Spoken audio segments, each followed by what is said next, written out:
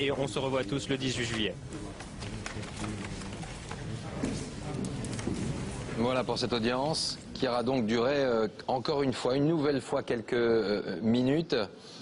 Juste une question, encore une fois aujourd'hui, on ne parle pas des faits, on est dans un système de questions que de procédure. Oui, mais avec une phrase quand même du juge Aubuste qui est importante, les circonstances liées au dossier ont changé. On est tout à fait dans le renversement du rapport de force. Et je serais tenté de dire qu'aujourd'hui, ce qu'il faut retenir en dehors de l'allègement du contrôle judiciaire, c'est que le centre de gravité judiciaire s'est déplacé. Ce n'est plus Dominique Strauss-Kahn qui est en ligne de mire, seulement c'est aussi la femme de ménage du Sofitel, parce que, alors on va encore faire peut-être de la prospection, mais la chose peut très bien se retourner contre elle.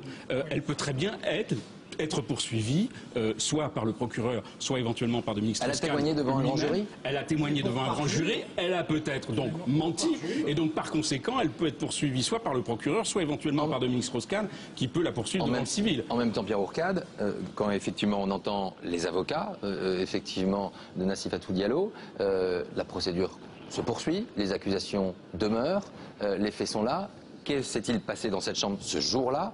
La question devra, en tout cas, mérite un certain nombre de réponses, d'éclaircissements. Oui, c'est vrai que je me disais en regardant ces images que c'est vrai l'attaque joue la défense. Actuellement, on a un renversement du rapport de force. Et c'est vrai quand on voit Kenneth Thompson qui plaide assez longuement sur les faits, on a l'impression en fait qu'on est déjà dans un procès civil. Il décrit les blessures, etc.